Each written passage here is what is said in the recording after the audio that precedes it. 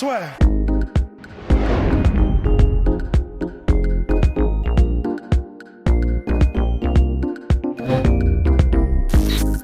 Pour un rôle entre guillemets normal, tu vois. Enfin, il n'y a aucune transformation particulière, c'est juste son pur talent d'acteur qui fait qu'il a eu l'Oscar. Honnêtement, mais. Donc Rust nous parlait de Denzel Washington dans Training Day.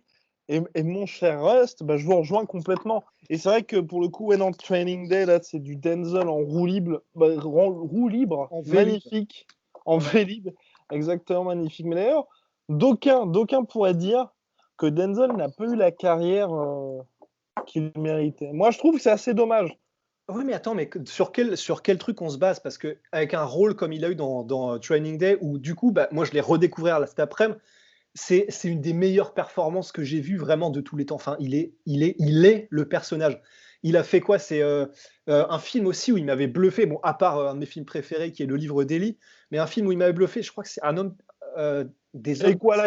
Equalizer, il fait kiffer aussi. Il fait kiffer, mais parce que le film est stylé. Ouais. Non, c'est tu sais, il est un film où il est militaire et il joue. USS Alabama? Non, Les Sentiers de la Perdition, je crois. Non, attends. Oui, si. oui. Et là-dedans, pareil.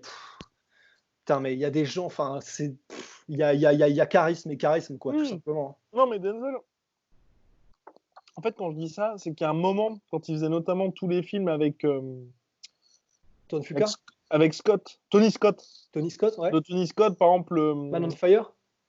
Man on Fire, ça passe. Oui, il est pas mal, hein. Ouais. Il est bien, mais alors attendez, mon cher Host. Il y a toute une partie de carrière où c'est assez triste quand il fait Déjà Vu et tous ces films-là. Ouais, voilà. Parce qu'honnêtement, tu vois, il a fait Hurricane Carter, que nous ne saurions trop vous le conseiller, ce film-là, qui est superbe. Vous l'avez vu, mon cher Rust? Non. Ah bah superbe, en plus, c'est un boxeur et tout. Superbe. Il y a aussi Philadelphia. Alors là, je sais pas si les gens seront assez sensibles à ça, mais c'est avec Tom Hanks, où en gros, Tom Hanks fait une personne, donc un businessman qui est séropositif, il apprend, et homosexuel, il apprend sa séropositivité du jour au lendemain, et Denzel Washington est un avocat qui est homophobe, mais bon, à l'époque où tout le monde était homophobe, si vous voulez. Donc, non, mais... Et en gros, il apprend justement à vivre avec ça, avec un client aussi, un client comme ça. Et puis justement, tu as le côté un noir, un blanc. Très très bon film, parce qu'en plus, ils sont pas trop dans le cliché. Et je crois que c'était assez. T'as eu genre l'Oscar du meilleur acteur pour Tom Hanks et du meilleur acteur dans un second pour Denzel ou un truc un peu comme ça. Mais en vrai, tu vois, là, tu me parles de ce film-là et le fait que tu aies rajouté et ils sont pas dans les clichés, ça me donne envie de chialer parce qu'en fait, c'était à l'époque où on pouvait encore traiter de ces sujets-là de façon juste neutre. Enfin, c'est-à-dire, voilà, c'est comme ils ont vu le truc, comme ils l'ont analysé. Il n'y a pas de. Il faut absolument aller dans les gros clichés pour montrer que nous, on n'est pas homophobe de la réalisation, le scénariste non plus. Juste, voilà, la vie telle qu'elle est, tu vois. Et en vrai, ça manque. Maintenant, on est trop dans les extrêmes. À chaque fois, que ce soit dans les dialogues, que ce soit dans le fond, que ce soit dans la forme, il n'y a plus cette espèce de touche de réel, quoi, de touche de... Complètement. Enfin bref, oui. De toucher rectal. Autant pour moi, c'est uniquement l'Oscar du meilleur acteur pour Tom Hanks. Il y a aussi, moi, ce que j'ai beaucoup aimé, enfin, quoique, alors là, je vais peut-être m'attirer les foudres d'une partie de nos auditeurs, c'est Got Game avec Ray Allen dans le rôle de Jesus Shuttleworth, où les deux font du basket. Enfin, c'est un des plus gros films sur le basket réalisé par Spike Lee. Okay. Et j'ai trouvé ça un petit peu surcoté. Bon, j'espère que personne ne m'en voudra, mais après, j'avais d'énormes attentes là-dessus, parce qu'en gros, c'est une légende de la NBA face à Denzel Washington. En plus, pour le coup, Ray Allen joue pas mal. Et moi, j'avais trouvé, par rapport à tout ce qu'on m'en avait dit, j'avais trouvé que c'était pas forcément à la hauteur. Oui, allez-y. Non, parce que en plus j'allais te couper dans ton élan. Du coup, parce que moi j'avais simplement parlé du fait que dans le sport, donc il a fait Hurricane Carter qui était un boxeur et je sais que lui-même a boxé et continue de boxer mais comme ça pour s'entraîner. Ouais. Et Denzel a lui-même boxé, je sais plus si c'était en amateur ou pas, mais je sais qu'il s'est entraîné à la boxe pendant toute sa vie, quoi. Putain, mais est-ce que c'est pas le mec le plus stylé du monde, cet enfoiré? Si, et il y a aussi Remember the Titans. Tu es sur le football américain? D'accord. C'est un coach avec Ryan Gosling. C'est un coach. Est-ce qu'il y a Ryan Gosling ou est-ce que je dis n'importe quoi? Ryan Gosling dans un film de foot américain? Oui, et oui, il est cornerback, oui, c'est ça, oui. Et voilà, Ah oui, ok. et il était hyper jeune, c'était en 99. Et très, très, très, très bon film parce que là encore, on a Denzel Washington, tu sais, qui balance les punchlines, c'est le head coach. Donc tu sais, Oh, tu vois, t'as le mec qui se ramène en mode, ouais, qu'est-ce que tu fais? T'as pas de poil, ouais, voilà. Donc très, très stylé. Et ouais, c'est vrai que Training Day, mon cher Rust, on va c'est pas quoi? se mentir, hein. Bah non, non, c'est clair. Je suis en train de penser, est-ce que Idriss, parce que donc il a fait Hurricane Carter, Ouais. et je crois que du coup, enfin, au niveau sport de combat, c'est à peu près tout. Je Ouais. suis en train, je suis en train de penser, il y aurait quel autre mec ultra charismatique qui a fait des films où il joue des boxeurs ou des trucs comme ça, à part bien sûr les plus évidents. Mais si, et j'y pensais dans les recommandations culture là. Là, on est déchaîné là, la soirée en roue libre. Il y a un Ouais, film que Rust a également vu et que je trouve pour ma part assez, enfin, soit sous-côté ou juste qui est passé à la trappe. C'est. J'ai plus le nom, mais tu vas me le rappeler. Le film avec Jake Gyllenhaal. ah, oh, bah c'est, oh, parce que moi je l'ai pas vu, putain, merde. Ah merde. Ah putain, ou en gros c'est Eminem qui avait le Unbreakable? rôle. Non. Oui, c'est ça, oui, oui. Ouais, ça. Et c'est Eminem qui devait jouer le rôle, sauf que comme il avait des soucis, il a été donné à Jake Exactement. Gyllenhaal. Oui, oui, je crois, oui, bah en anglais, il me semble que c'était ça, effectivement, Unbreakable. Le nom est Southpaw. Ah merde. Oui, c'est ça, effectivement. Ou c'est peut-être non, c'est peut-être la musique. Non. Bon, bah, Si, bref. si, si, si, si, voilà, la musique d'Eminem, c'est ça, je crois. Et qui est Mm. d'ailleurs très oubliable, il me semble. Complètement. Mais en tout cas, franchement, ce film, moi, j'avais pas mal apprécié parce qu'on sent qu'il a fait du taf derrière. Et puis, mais non, c'est Jake Gyllenhaal. Ça fait partie de ces Ouais. mecs un peu comme Denzel Washington, même si beaucoup plus sur la carrière de Denzel, ça s'applique ça, qui peuvent, tu vois, faire tenir un film juste parce qu'ils sont là. Et Denzel, c'est pour ça que je disais ça avec tous les films qu'il a fait, même avec Antoine Fuqua ou comme Tony Scott, t'as plein de films qui sont oubliables, mais Ouais. comme t'as Denzel, bah t'arrives à les Non, mais c'est regarder. ça. C'est ça. Et vraiment, et donc par extension, quand tu en ressors avec l'impression qu'il est pas terrible, alors qu'il y a Denzel dedans, c'est vraiment que le film est bidon, quoi. Complètement. Parce qu'il y a même eu Flight. Flight, il était bien. Attends, parce que Flight, c'est Tom Hanks, non? Ou non. Alors Tom Hanks, il a fait le film réalisé par Clint Eastwood quelques années après sur l'atterrissage, donc dans son Ouais, Madison ou un truc comme ça. J'ai peur de ouais, dire des ouais, bêtises. enfin, ouais, ouais. Mais bref, voilà. Et Denzel Washington, c'est en fait il y a un crash et il y a quand même le crash et il arrive à sauver les gens. Sauf que le truc qui s'est passé, c'est Ouais, que oui, oui, oui. quelques heures avant, tu sais, il était avec une prostituée, il était alcoolisé et tout. Ok. Et Putain, sinon, il y a Two Guns. Est-ce que tu l'as vu, Two Guns? putain, merde, non. Oh là là, vache, il manque tellement de trucs, Ah oui. là. Non, mais aussi, bon, à ma décharge, moi je suis un fan absolu de Denzel, donc c'est pour ça que je dis j'ai vu tous ces films pétés. Et le film de Denzel avec, donc c'est, en gros, c'est Mark Wahlberg et Denzel Washington. Les deux sont vraiment dans leur rôle de prédilection. Et t'as Denzel qui a même des fausses dents et tout. Et il est assez marrant parce que tu sens que enfin, c'est assez marrant, c'est vraiment de la série B, mais tu sens que les deux ils sont, bon, bah, Denzel, tu vas faire le vieux roublard Renoir et tout. Et Mark Wahlberg, tu vas faire bah, le rôle que tu fais tout le temps, le mec limite un petit peu ingénu. Hein. Ouais, Et ouais. donc franchement, non, c'est assez efficace. Et puis Il ma y a foi un, il y a un gars aussi, alors lui, bah, on le connaît tous les deux, c'est Chris Hemsworth. Et alors lui, donc je sais que je passe du coq à l'âne, mais alors s'il y a bien un gars là qui me vient à l'esprit, qui clairement doit vraiment faire des arts martiaux et particulièrement de l'anglaise à côté et s'entraîner pendant son temps libre, c'est lui, Chris Hemsworth. Franchement, vous tapez Chris Hemsworth boxing sur YouTube, vous allez voir, franchement, les mouvements, vous sentez qu'il a chopé le truc, vous sentez qu'il comprend en fait. Soit qu'il s'entraîne depuis longtemps, soit que c'est vraiment un naturel. Et en plus, il y a qui attend. Oui, non, j'allais embrayer sur. Et en plus, il connaît plein de fighters. Alors c'est peut-être le cas, mais le mec qui connaît plein de fighters et de MMA et qui était même dans le coin, il me semble, de plusieurs combattants et qui est pote avec Kung Le, c'est Gardien de la Galaxie. Comment s'appelle-t-il? Oui, Chris Pratt. Chris Pratt. Ouais. Et lui, pour le coup, il est balls deep dans le MMA game. Il est vraiment Complètement. ultra pote avec Kung Le Chris et Pratt. Chris Pratt. Ah oui, complètement. Ah bah, Ouais. et là, pour lui, en plus, c'est ce qu'on apprécie particulièrement avec Ross. Je pense que vous l'avez déjà remarqué. Nous aimons les personnes réelles, honnêtes, comme nous. C'est Ouais. pour ça qu'à chaque fois que les gens nous prêtent tel ou tel pensée, on n'aime pas trop ça. Et pour le coup, c'est vrai que Chris Pratt, ça fait plaisir parce que c'est un des rares qui, quand il est au premier rang d'un événement MMA, enfin de UFC ou Bellator, Il est à on fond. sait que c'est parce qu'il est à fond et parce qu'il connaît les mecs. Et parce que ça Ouais. l'intéresse pas juste pour dire c'est cool, je vais avoir une photo avec Dana White. Ouais, non, non, c'est clair. Non, honnêtement, les rares moments où j'ai vu, et c'est vraiment le genre de truc, c'est comme quand tu vois quelqu'un avec un animal, c'est un chien ou un quelqu'un, ça peut vraiment se faire un déclic en mode, ok, bah, je suis amoureux de cette personne, quoi. Enfin, et ben Chris Pratt, c'est pareil. Quand tu vois à quel point, bon, au-delà du fait que c'est un mec stylé et qui aime pas le politiquement correct, même sur plein d'autres sujets. Donc, enfin, voilà, c'est juste un gars stylé. Mais quand tu le vois, effectivement, il est comme Chuck Liddell, en fait. Quand il est au premier rang d'un événement UFC et que tu le vois en fond, tu sais, quand il y a un chaos et que la caméra, lui, il est derrière, il est en mode oh, oh, oh. Mais je me souviens plus, oui, ça venait. Oui, c'était quelle photo? Parce qu'il y avait cette fameuse photo qui avait fait le tour et était. Bah ouais, il le vit, mais. Ouais. Mais donc, bref, ouais, non, un gars pour le coup qui est. Et puis en plus, Chris Pratt, moi, ce que j'aime beaucoup avec lui, c'est.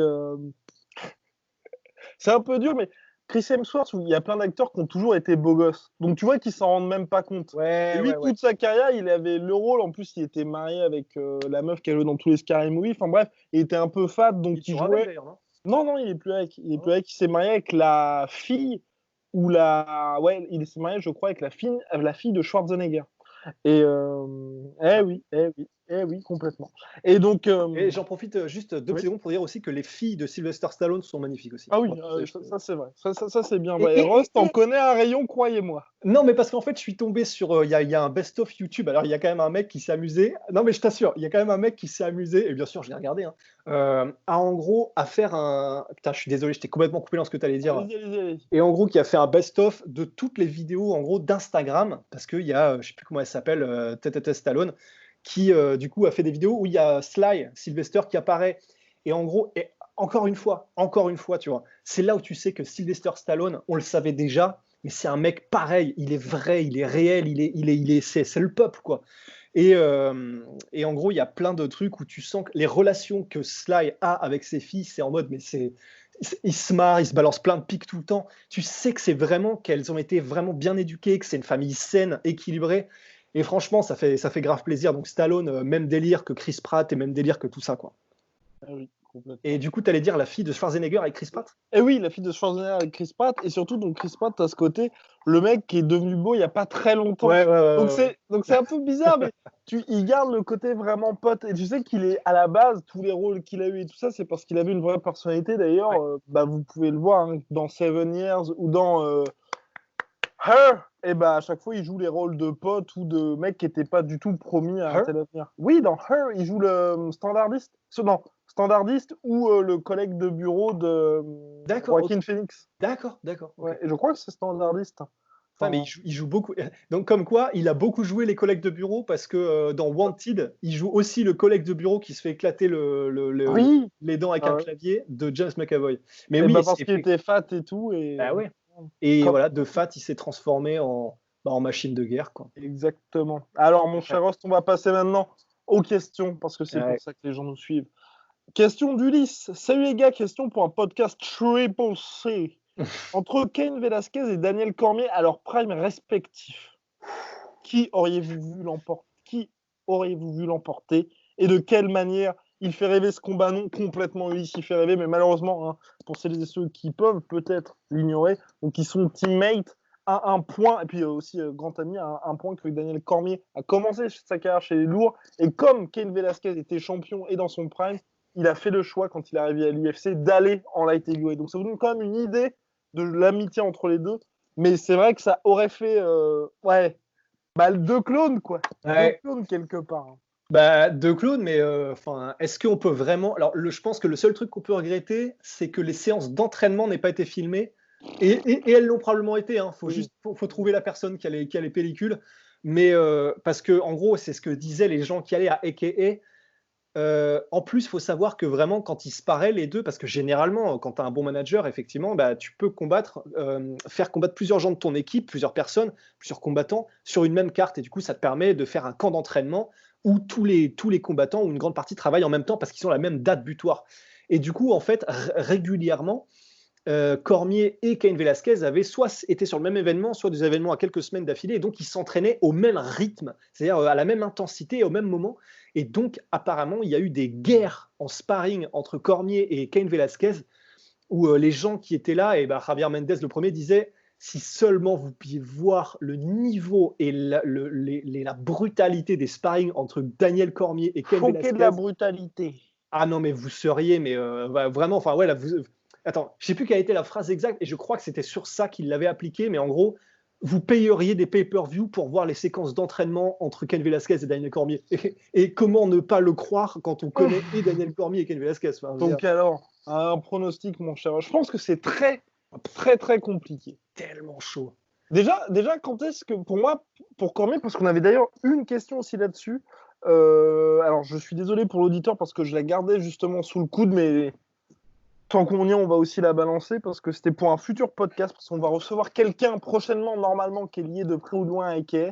Donc voilà, et justement, je gardais cette question-là pour ça. Mais c'était justement pour Daniel Cormier, quelle est sa place en all-time. Et moi, par rapport à ce combat-là, pour toi, tu le mets quand, le prime de Daniel Cormier?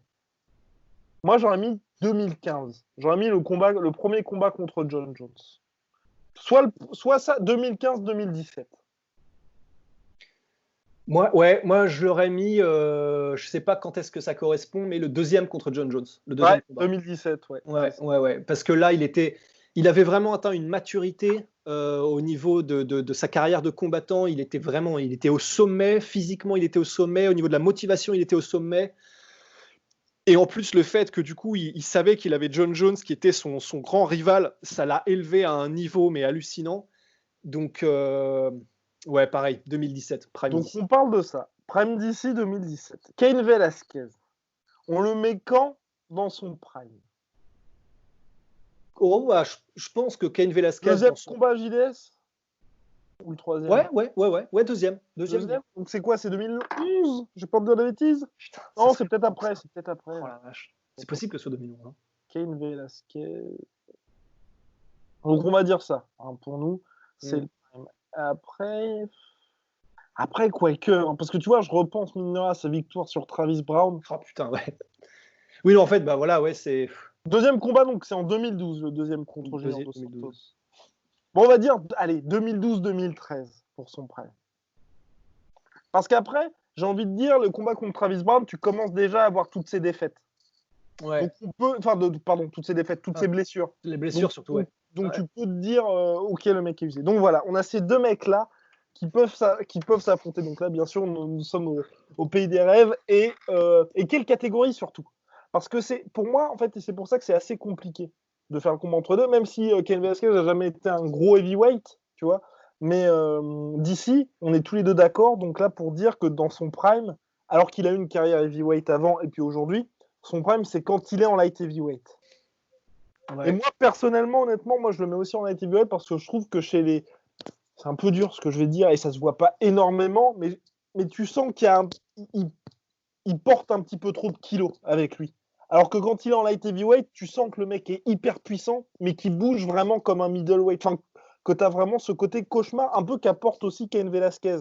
Et d'ici, chez les lourds, je retrouve pas ce même côté qu'a Cain Velasquez chez les lourds, dans le sens où tu te dis, mais comment c'est possible d'être aussi mobile en étant à 105-110 kilos? Ouais, je suis d'accord. Et c'est pour ça. Après, encore une fois, là, j'allais comme ça instinctivement dire, c'est pour ça que peut-être qu'en poids lourd, perso, je donnerais la victoire à Cain. Pareil. Mais d'un autre côté, tu sais, c'est comme d'hab, c'est styles make fight. C'est les styles qui font les combats. Et je me demande si le style, ils sont similaires, hein, mais si le style de Cormier n'est pas aussi très efficace contre un mec comme Cain Velasquez qui a besoin d'être au contact énormément, qui a besoin de clincher sans avoir nécessairement d'attributs physiques. Il est passé pas Overeem, c'est pas Ngannou, donc quand il clinche, voilà, il t'use petit à petit. C'est beaucoup de technique, c'est beaucoup de grind. Et ça, c'est un truc avec lequel Cormier est très très très à l'aise. Donc j'aurais peut-être donné un tout d'un iota, mais vraiment un iota de pico quoi. Donc allez, ouais, Cain en lourd. Et puis c'est vrai que light heavyweight, on ne saura jamais parce qu'on n'a jamais vu Cain en light heavyweight, même si ils ont tellement je pense qu'au niveau poids de force de tous les jours, ils sont équivalents. Hein. Ouais, non, complètement. Donc, je pense que Cain Velasquez pourrait, surtout que c'est pas le mec le plus athlétique au monde non plus. Donc bon. Ouais, même si oui, non, complètement. Voilà. C'est pas du tout pour clasher, mais tu sens qu'il y a quand même un petit peu de gras, quoi. Ouais, il y a un petit peu de gras. C'est vrai que voilà, comme ce qui n'empêche absolument pas, comme Fedor en fait. C'est vrai que je sais pas si on pourrait dire, tu vois, Fedor qu'il est pas athlétique parce qu'en réalité le mec il est capable de faire des prouesses physiques qui sont absolument hallucinantes, que ce soit au niveau de l'explosivité, au niveau de la puissance et tout. C'est vrai que c'est non, juste. mais tu sais que c'est pas, genre par exemple, c'est pas un mec comme Francis Ngannou où si tu veux cutter, faut enlever un bras. Ouais, c'est ça, exactement. C'est voilà, ils ont effectivement un bon pourcentage de lardons, quoi. C'est ça qui est bien. Mais le bon lardon, le bon lardon, le gras c'est la vie. Exactement, celui qu'on apprécie, qui est tellement doux au toucher. Bref, on va se mettre toute la communauté musulmane sur le dos. Complètement, ouais.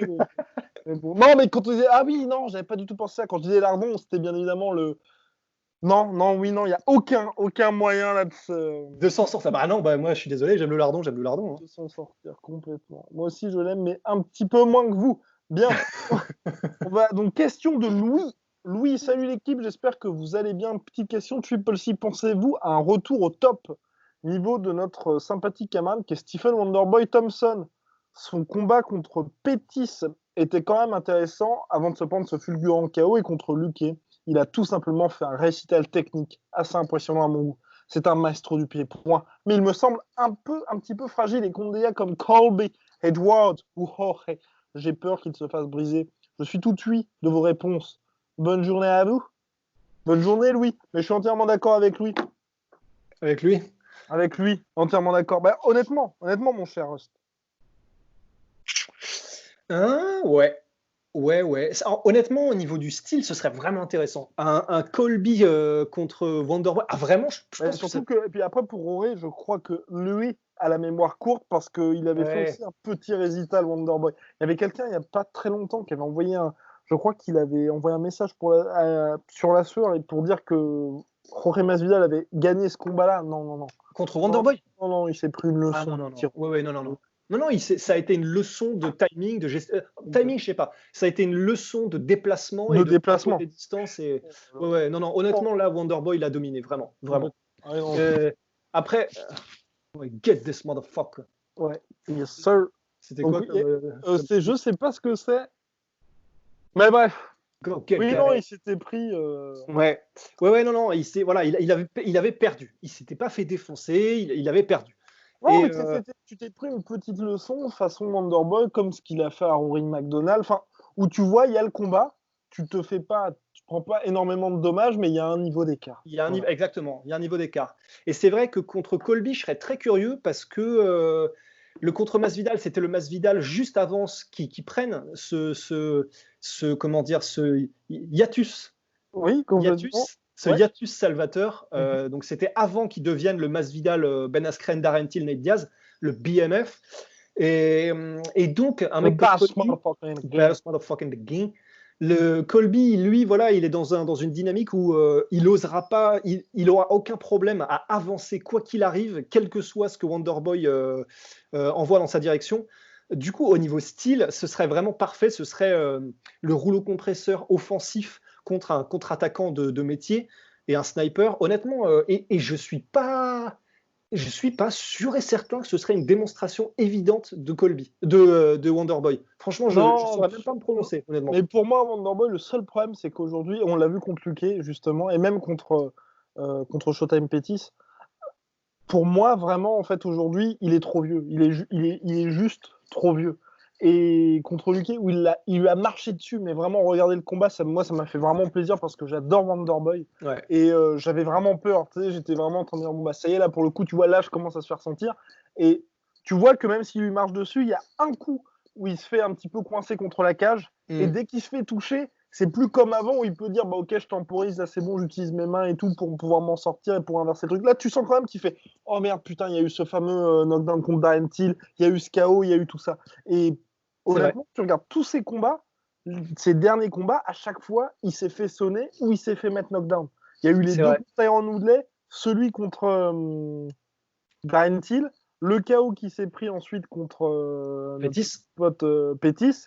Et puis là, il y a eu le fameux combat contre Masvidal où là, ça a été un peu mieux. Mais voilà, c'est pour ça que moi, personnellement, je pense qu'aujourd'hui, il est toujours bien évidemment aussi fort en pied-point, mais tu n'as plus cette capacité à pouvoir encaisser, ou ne serait-ce que lui-même, tu vois, être serein par rapport à ça. Parce que je pense que lui-même se dit, faut pas trop que j'échange, et je peux pas me permettre d'être dans des situations où auparavant ça pouvait passer, si je me faisais clipper, c'est pas très grave.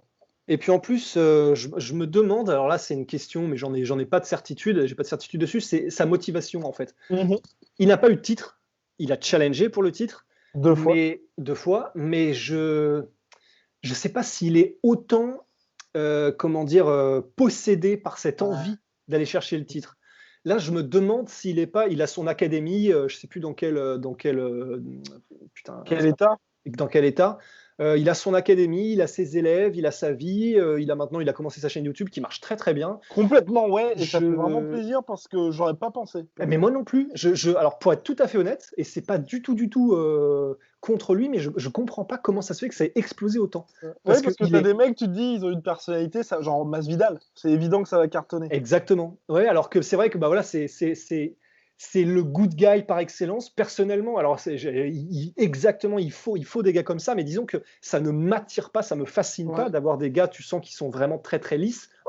Non, c'est pas lisse, c'est vraiment.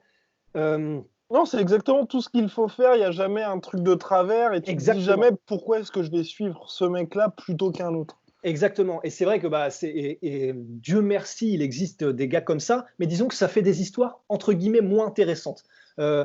Et du coup, je m'attendais pas effectivement à ce que un gars qui soit tout le temps en souriant, tout le temps gentil, tout le temps jamais un mot de travers, etc. inspire autant les gens. Mais tant mieux. Honnêtement, c'est plutôt une bonne nouvelle. Et pour le coup aussi, lui, à la différence de beaucoup d'autres, tu vois que c'est vraiment sincère. Et moi, c'est peut-être ça aussi, Absolument. je pense, qui fait que ça marche. C'est que tu sens que tu as des gars qui fake. T'as raison. Ou qui fake, ou Stipe Miocic, pour moi, il fake pas, mais tu sens que son côté hyper poli, machin, Stipe Miocic, j'ai déjà vu se vénère contre des gens. Donc tu sens qu'il est poli parce qu'il faut être poli, mais au fond, lui, s'il peut ne pas te calculer, il te calculera pas. Lui, tu sens vraiment, c'est un gars sincère. Quand il regarde son chaos sur Twitch et qu'il fait « Oh, ça arrive !» tu te dis, mais waouh, un mec qui réagit comme ça, son premier KO de sa carrière, enfin, c'est un cas pour 15 000. Et pareil, il réagit d'une manière, tu sens que personne l'a payé, il est chez lui en train de regarder, de se regarder se faire mettre KO d'une manière extrêmement violente. Enfin, ouais, non, c'est clair. En fait, Wonderboy, c'est vrai que il est authentique, mais comme Stipe est authentique aussi. Mais en plus d'être authentique, tu sens que c'est vraiment c'est la bonté incarnée, ce mec. Ouais, c'est vraiment, il est bienveillant envers tout le monde, tout le temps. C'est comme s'il avait que du positif à donner tout le temps. Sa personnalité, je sais pas, je suis en train d'essayer de penser à ce que ça pourrait donner, tu sais, dans un film, un truc comme ça, un héros qui serait que tout le temps positif, tout le temps gentil, tout le temps bienveillant, tout le temps avenant. Je sais pas qui ce serait, mais en tout cas, c'est absolument incroyable, quoi. Complètement. Non, et puis surtout, tu vois même, moi, c'est aussi le truc avec Tyron Woodley, où Tyron Woodley s'était justement excusé pour l'avoir pas maltraité, mais lui être un peu rentré dedans dans leur confrontation, pardon, parce qu'il a dit, bah, en fait, je me suis vraiment rendu compte que le mec était gentil, quoi. Et il lui a même souhaité son anniversaire et tout. Tyron Woodley ? Ouais, parce que Tyron Woodley était en mode, bah, pour Tyron Woodley, justement, c'était un petit peu fake. Alors qu'en fait, bah, justement, quand il y a eu ce fameux échange où Wonderboy a fait « Pourquoi t'es si méchant avec moi ?» et tout. Et Tyron Woodley, en gros, là, quelques années plus tard, il a fait « Ouais, non, c'est vrai que le mec est vraiment un bon gars. » Et c'était pas juste pour essayer de rentrer dans ma tête ou me déstabiliser, non. Le mec est hyper sympa. Ouais, et c'est vrai que ça fait un peu penser de temps en temps, disons, le fils spirituel de Wonderboy. On pourrait dire en quelque sorte que c'est Sage Northcutt, un peu, par la personnalité. Et c'est vrai que c'est pareil, en fait, c'est vraiment des gars, tu sens qu'ils sont incapables de malveillance, en fait. Après Sage Northcutt. Ah ouais? Oui, c'est vrai, mais t'as raison, les fameux soccer qui crache tout dans la cage, quand même. Oui, exactement. T'as raison. C'était magnifique, franchement. Je sais plus, c'était contre Mickey Gall. Non, je sais même plus contre c'était contre Mickey Gall. C'est contre Mickey Gall. Regardez ce combat-là, parce que voilà, c'est là que vous voyez que le gendre idéal, là, il a tombé le masque. Et là, et c'était stylé.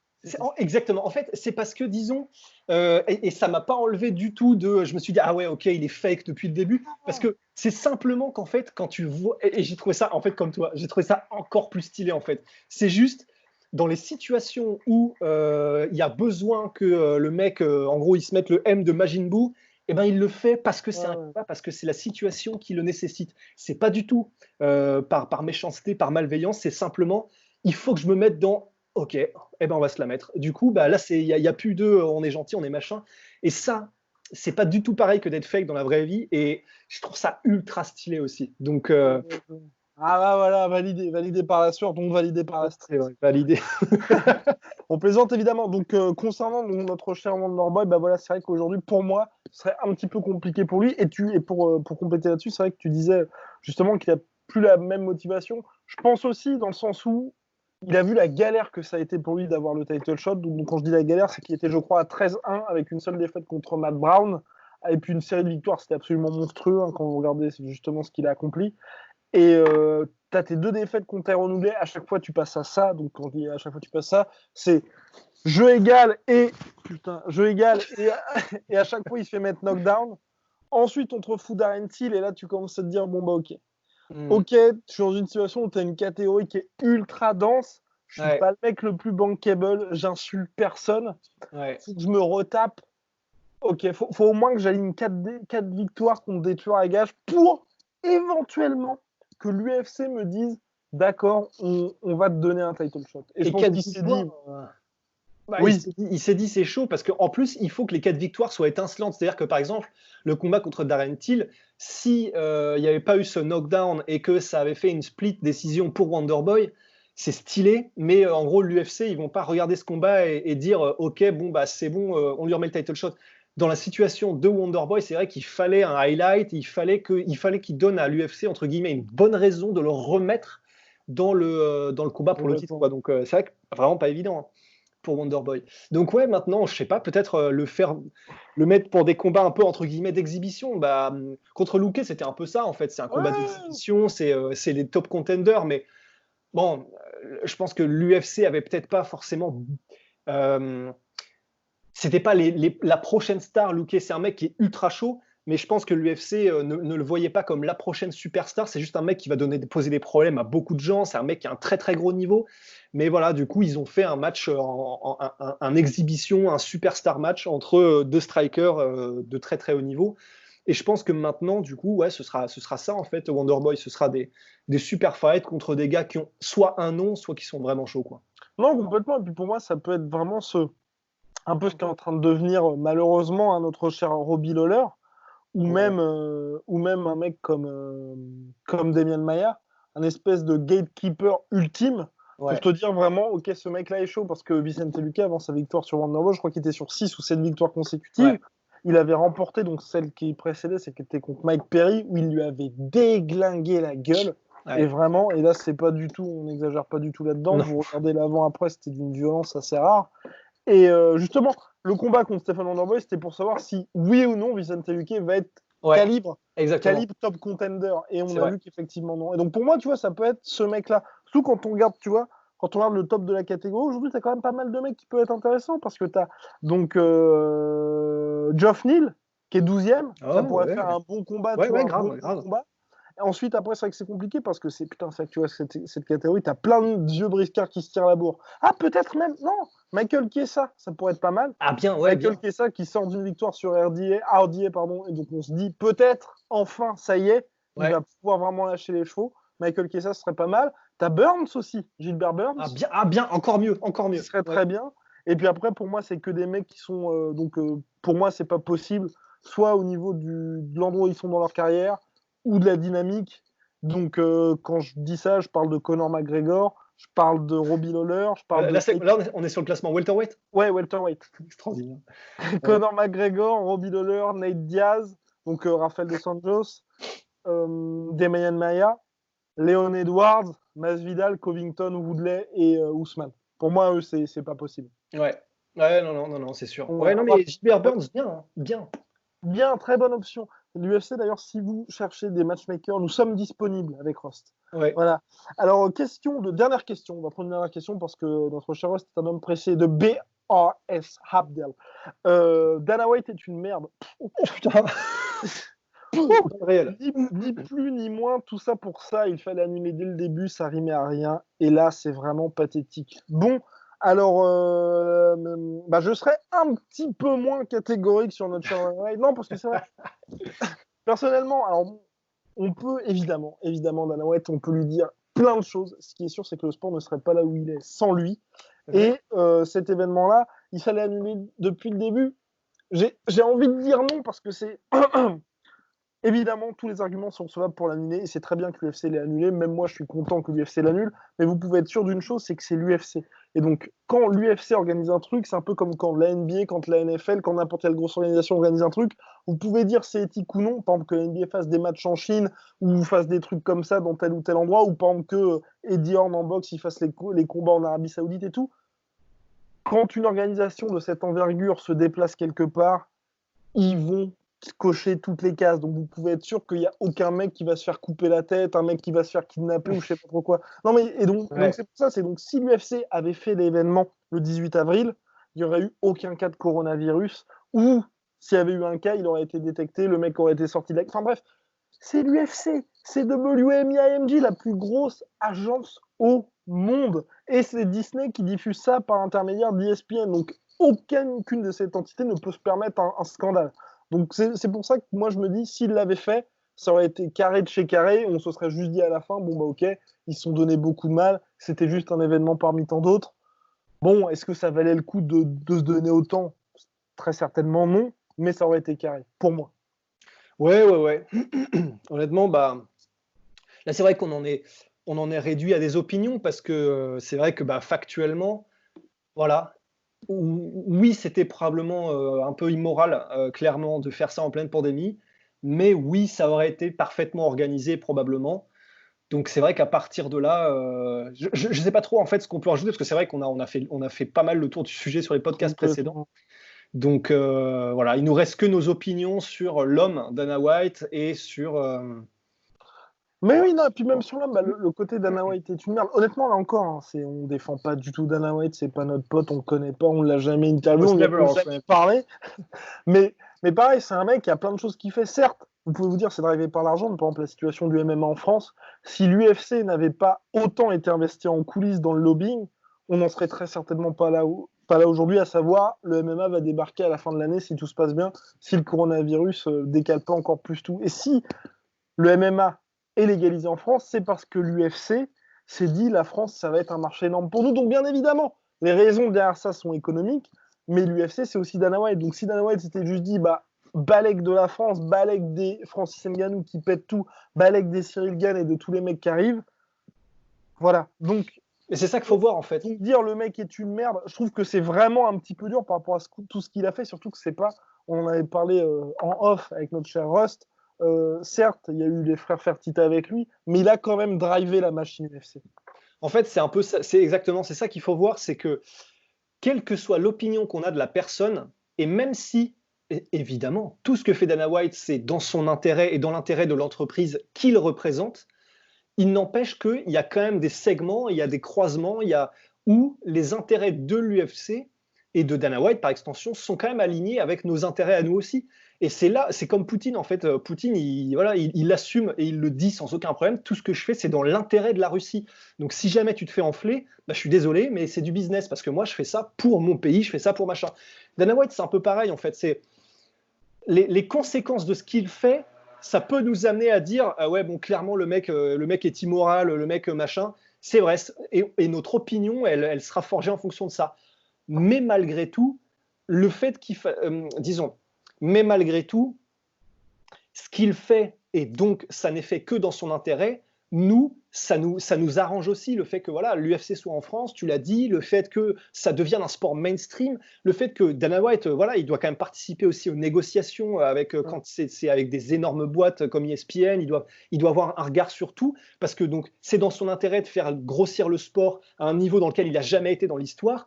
Et oui, lui, il fait ça aussi pour lui parce que voilà, il devient presque aussi gros que le sport parce qu'il peut avoir, je ne sais plus combien il vaut, 500 millions de dollars.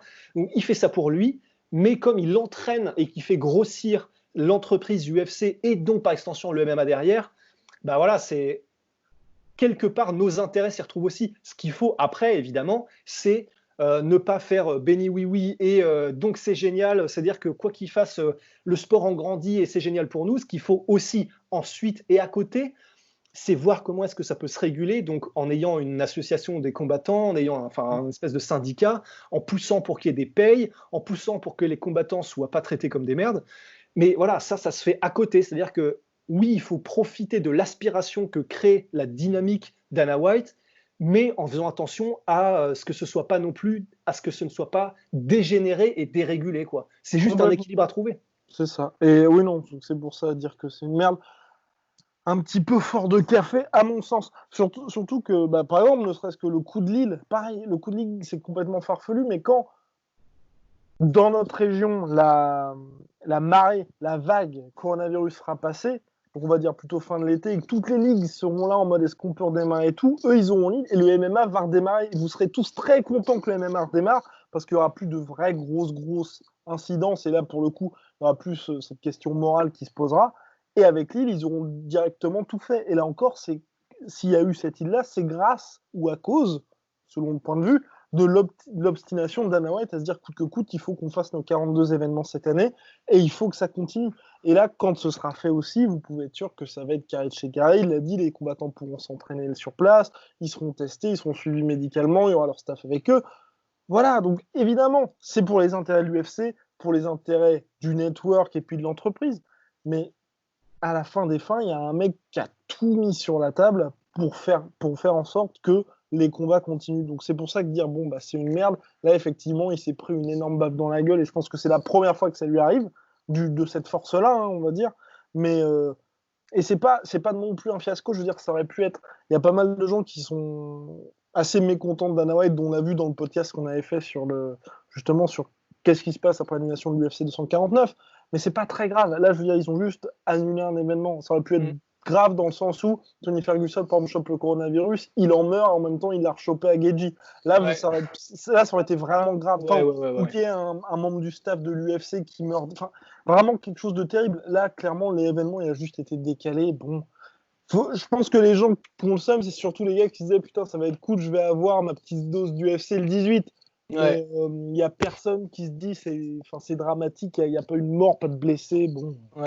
Ouais, complètement. Voilà, donc je pense mon cher Rust, et puis vous pouvez aussi être rassuré dans le sens où, pareil, Habib ne perd pas sa ceinture. Enfin, là, clairement, il n'y a personne de lésé dans la situation. C'est un statu quo. Exactement. Honnêtement, le pire qui aurait pu arriver, c'est si notre cher Justin Gaethje avait battu Tony Ferguson, ou là, les fervents défenseurs de Tony Ferguson auraient pu dire dégoûté, tout ça pour ça, 12 victoires consécutives, le mec se fait torcher pour un salaire de misère, pour un salaire qui n'est pas énorme comparé à ce qu'il aurait pu gagner avec Habib. Là, oui, mais bon, la situation dans laquelle on est, je pense que ça. D'ailleurs, Tony Ferguson, mon cher Ross, qui a annoncé sur Instagram, croyez-vous, Tony Ferguson qui dit qu'il va faire le poids vendredi prochain? Je sais pas s'il y en a bien un seul qui est capable de faire un truc aussi taré, c'est Tony.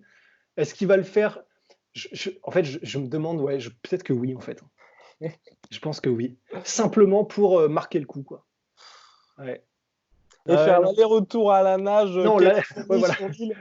ça, je sais pas, mais faire le poids, non, il en est capable. Hein. Il en est carrément capable. Et juste aussi, je pense à un truc. Parce que tu sais, on parle de la paie des combattants, un salaire de misère et tout ça. Et j'ai vu un commentaire à un moment donné. Oui, sur McGregor. Parce que moi, j'ai vu le commentaire sur McGregor où en gros la personne pensait qu'on insultait les plombiers parce qu'on avait dit que Conor avait commencé tout en bas quand il était plombier.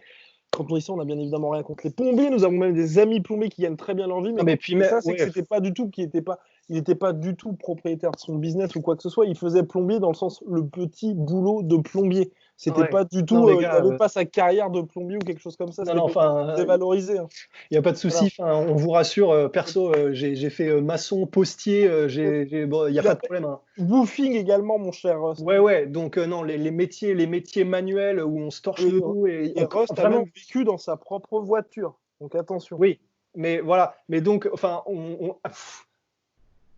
tellement loin de nous l'idée de juger les métiers comme ceux-là que alors là vraiment je suis presque choqué. Mais oui, moi aussi mais après c'est juste aussi le truc et puis c'est qu'on n'a pas le temps à chaque fois dans chaque podcast de faire des explications, de faire la biographie de chaque mec. Quand on disait juste il percevait les aides de l'État, il a même été plombier. On va pas partir pour dire il galérait, il habitait chez ses parents, il était plombier, il était machin. Non, voilà, on compte simplement sur sur le bon sens des gens qui diront c'est simplement parce que c'est un métier qui est et peut-être à tort, et c'est comme les profs, c'est pareil, il y a des métiers qui sont d'utilité publique qui devraient être beaucoup plus rémunérés, mais ça c'est une autre question, mais le fait le fait, il est que ces métiers-là sont moins bien rémunérés et donc on les utilise pour dire, bah voilà, quand tu as fait ce métier-là qui est moins bien rémunéré, généralement, tu es dans une situation qui est un peu plus difficile que quelqu'un qui est, je sais pas, courtier en assurance ou un truc comme ça.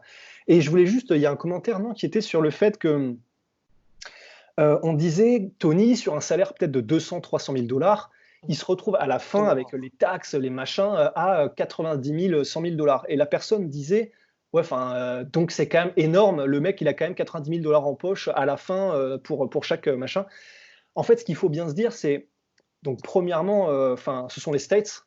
Donc, bon, tu peux avoir des assurances, mais quand tu es un mec comme Darren Till ou n'importe quel combattant, tu finis par avoir un petit peu cher au niveau médical, au niveau, comment dire, au niveau des opérations que tu dois te faire, au niveau de ce que ça coûte, simplement au niveau de la santé. Et sachant qu'il n'y a pas d'assurance pour les combattants. Voilà, il n'y a pas d'assurance pour les combattants, et donc dans les 90 000 $, si c'est ça qui lui reste, il y a tout ça qui passe, la gestion de sa santé, et comment dire, ils font entre guillemets 3 combats par an, mais pour un mec comme Tony, c'est moins, par exemple. Un mec comme Tony, alors j'ai pas le calendrier, mais c'est un combat par an depuis grosso modo 3 ans. C'est un combat par an depuis grosso modo 3 ans. Et il doit être au top toute l'année. Il doit être au top toute l'année, et 90 000 $, sachant que tu dois gérer ta diète, que tu dois gérer au quotidien des gens qui t'aident, que ce soit pour faire tes menus, pour faire ta préparation physique, des trucs comme ça, et au-delà, bien sûr, du fait que tu as ta famille aussi, etc. C'est pour des gens qui dévouent leur vie et qui sacrifient leur vie à leur corps pour ça, et qui ont une fenêtre réduite, et parce que après, une fois qu'il aura fini sa carrière de combattant, les salaires de 90 000 $, donc qu'il touchera à la fin, il n'en aura plus. Donc une fois qu'il a fini, c'est fini. Une fois qu'il a fini, il va avoir son salaire de peut-être de la salle qu'il aura, d'entraîneur, etc.